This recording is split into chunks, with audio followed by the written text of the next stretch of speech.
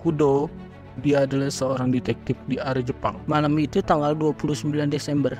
Ketika dia sedang mengemudi, Kudo mendapatkan telepon dari komandannya. Komandannya mengatakan bahwa kasus suap di kantor mereka telah ditemukan oleh polisi pusat. Mendengar kabar itu, Kudo menjadi sangat frustasi. Tak lama kemudian dia mendapatkan telepon dari istrinya yang mengatakan bahwa ibunya baru saja meninggal dunia. Dia yang sedang mengemudi menjadi syok dan tidak sengaja menabrak seorang pria hingga tewas. Kudo pun panik. Dia tidak mau masuk penjara sehingga buru-buru memasukkan jenazah laki-laki itu ke dalam bagasi mobilnya. Namun di tengah jalan terjadi pemeriksaan oleh petugas polisi. Namun karena sikap Kudo yang aneh, polisi mulai mencurigai dan mencoba memeriksa bagasi mobilnya. Tentu saja Kudo mencoba menghalangi polisi itu. Untungnya sebelum bagasi dibuka, inspektur polisi Yakazi datang ke tempat.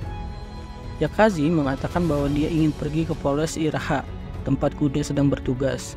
Yakazi ingin menyelidiki kasus suap. Karena kebetulan Kudo berpapasan dengannya, Yakazi meminta Kudo untuk datang ke kantor bersamanya. Kudo berpura-pura tenang, lalu menjelaskan bahwa malam ini dia harus menjaga ibunya yang baru saja meninggal. Setelah mendengar penjelasan Kudo, Yakazi mengizinkannya pergi ke rumah sakit.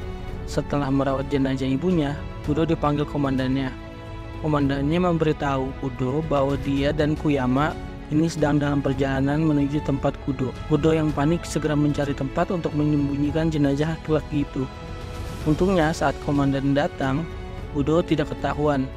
Setelah mengobrol cukup lama, Kudo langsung pamit untuk pulang. Esokan harinya, saat itu Kudo menanyai Yakuzi. Saat itu, Yakuzi bukannya menginterogasi Kudo. Yakuzi malah mengatakan ingin membantu menyelesaikan sidang kasus suap tersebut. Kudo merasa lega, namun saat Kudo hendak pergi, tiba-tiba Yakuzi bertanya apa yang Kudo sembunyikan dari pertama kali mereka bertemu. Yakuzi tahu bahwa Kudo sepertinya menyembunyikan sesuatu, namun Kudo memilih diam saja. Sore itu, Kudo pergi ke rumah sakit lagi. Kudo berencana untuk mengkremasi jenazah laki-laki itu di peti mati ibunya. Kudo kemudian meminta izin kepada petugas rumah sakit untuk diperbolehkan menginap. Pada malam harinya, ketika situasi sudah terlihat aman, Kudo mau mulai menjalankan rencananya. Pada tengah malam, teman ibu Kudo yang bernama Shiba datang untuk memberikan bela sungkawa. Shiba adalah pemimpin geng Yakuza. Shiba menawari Kudo pekerjaan mencari buronan bernama Oda. Shiba menjelaskan bahwa ada sebuah kuil di dekat hutan yang sering dijadikan tempat pencucian uang oleh para pejabat tinggi. Uang itu disimpan di berangkas besar di dalam makam, yang hanya bisa dibuka dengan 2 sidik jari, yaitu sidik jari Oda dan salah satu petugas polisi. Sayangnya ketika mereka ingin mengambil uang itu, Oda menghilang. Mendengar tawaran Shiba, Kudo mengatakan bahwa dia bersedia menerima tawaran kerjaan itu. Keesokan harinya, rekan Kudo melaporkan bahwa mereka bersiap-siap untuk menangkap seorang buronan gombong narkoba bernama Oda. Ketika dia melihat foto Oda, Kudo kaget. Ternyata Oda adalah orang yang ditabrak Kudo pada malam itu. Kudo berusaha bersikap biasa saja dan mengikuti rekan-rekannya. Lalu sesampainya di TKP, Kudo panik karena lokasinya berada di jalan tempat dia menabrak Oda. Saat ketua meminta tim untuk memeriksa CCTV, Kudo menjadi semakin panik. Mereka memeriksa dan menganalisis rekaman CCTV. Untungnya, kualitas dari video tersebut sangat buruk. Mereka tidak bisa melihat dengan jelas. Setelah mengecek TKP, Kudo berangkat ke tempat upacara pemakaman ibunya. Di parkiran tiba-tiba Yakuzi menelpon Kudo. Yakuzi mengatakan bahwa dia tahu bahwa Kudo telah membunuh Oda. Tak lama kemudian Yakuzi itu datang dan langsung mengajar Kudo. Setelah puas memukuli Kudo, Yakuzi mengatakan bahwa sekarang dia telah menyandra anak Kudo. Jika jenazah Oda tidak diserahkan pada jam 5 sore, Yakuzi akan membunuh anak Kudo. Tanpa sadar, Kudo baru saja bertemu dengan beberapa orang yang semuanya berhubungan dengan petinggi polisi. Yang sidik jarinya bisa membuka pintu berangkas. Yang bisa membuka pintu berangkas ternyata adalah Yakuzi. 3 hari yang lalu atau sehari sebelum Oda terbunuh, Yakuzi mendapat kabar bahwa Oda telah berkhianat dan ingin membobol berangkas sendirian. Polisi pusat meminta Yakuzi untuk segera mencari Oda. Bahkan polisi pusat seringkali diam-diam melakukan pencucian uang yang jauh lebih besar. Setelah ditugaskan oleh Kapolsek, Yakuzi meminta bantuan Shiba untuk mencari keberadaan Oda. Keesokan harinya, Ezuki akan menikah. Tanggal 29 Desember saat Ezuki sedang mempersiapkan pernikahannya, seorang staf wanita datang meminta cap tangan Yazuki. Kemudian Yazuki baru menyadari bahwa dia telah dijebak.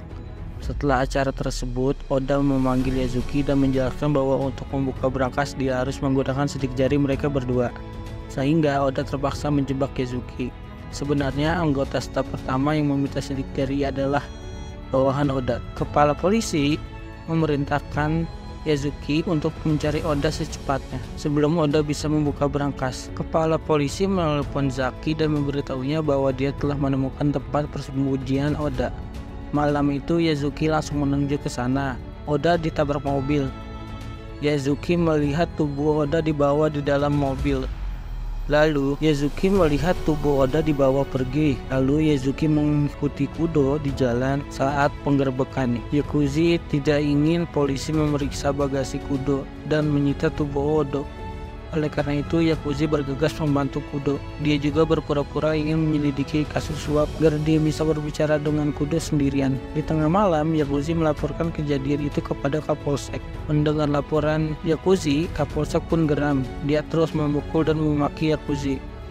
Tetapi karena Yakuzi sudah muak, dia memukul Kapolsek sampai mati. 2 hari kemudian, setelah mengetahui putrinya diculik, Kudo mencoba menenangkan istrinya. Kudo berjanji apapun yang terjadi, dia akan membawa pulang putrinya. Hubungan Kudo dan istrinya dipertaruhkan karena Kudo terlalu sibuk bekerja sehingga dia tidak punya banyak waktu untuk keluarganya.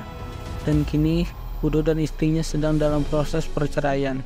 Di tengah-tengah pemakaman ibunya, sebelum proses kremasi, Kudo diam-diam menyelinap ke belakang untuk mengambil jenazah Oda. Namun dia ditangkap oleh Kuyama.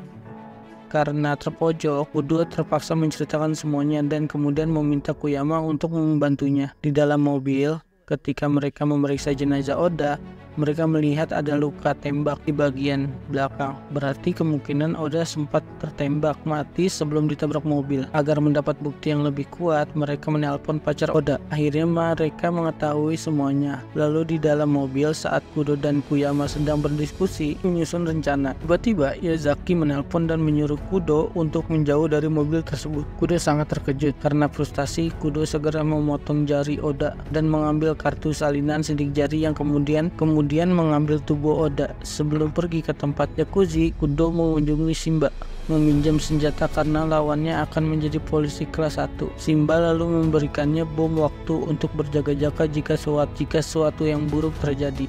Tepat pukul jam 5 sore, berdasarkan kesepakatan mereka, Kudo datang menemui Yakuzi. Sebelum menyerahkan jenazah Oda, Kudo diam-diam mengaktifkan bom waktu. Karena jenazahnya ditutupi oleh kain, Yakuzi tidak menyadari bahwa jari Oda telah dipotong dan kartu sidik jarinya juga telah diambil. Tanpa rasa curiga sedikit pun, Yakuzi menyuruh Kudo untuk memasukkan tubuh Oda ke dalam mobil. Setelah putri Kudo dibebaskan, Yakuzi awalnya ingin menembak Kudo, namun Kudo mengatakan bahwa dia telah mengatur segalanya. Jika dia mati, maka Simba akan menyelesaikan seluruh kasus. Tapi sebelum pergi, Yakuzi mengajukan tawaran kepada Kudo. Daripada menjadi polisi dengan gaji kecil, akan lebih baik jika dia bergabung dengan Yakuzi. Namun Kudo menolaknya. Malam itu setelah membawa pulang putrinya, Kudo bergegas ke lokasi brankas. Ketika pintu brankas terbuka, Kudo dengan rakusnya memasukkan uang haram itu ke dalam tasnya. Namun tiba-tiba Kudo terdiam. Dia baru sadar bahwa berapapun banyaknya uang itu tetap tidak akan bisa membuat hidupnya lebih bahagia. Ketika Kudo ingin mengembalikan uang itu, dia mendengar suara langkah kaki mendekat. Rupanya Haki masih hidup. Saat Kudo hendak pergi, Simba muncul dari belakang dan menyetrum Kudo. Padahal dari awal Simba adalah dalang dari semua kejadian ini. Simba sudah mengatur pertarungan antara Kudo dan Yakuzi. Bahkan sebelum itu, Simba jugalah yang menghasut dan memanfaatkan Oda untuk mengkhianati Kapolri. Tanpa Oda sadari, selama ini pacar Oda adalah putri Simba. Dan kini rencananya berhasil. Simba puas dan pergi begitu saja. Uang dari brankas pun dibawa. Pada pagi hari, Kudo sadar balik dan dia dipenuhi luka. Dalam perjalanan pulang, dia menghentikan mobil. Sambil menahan rasa sakit, Kudo menelpon istrinya. Dia berkata bahwa sekarang semuanya sudah benar-benar berakhir.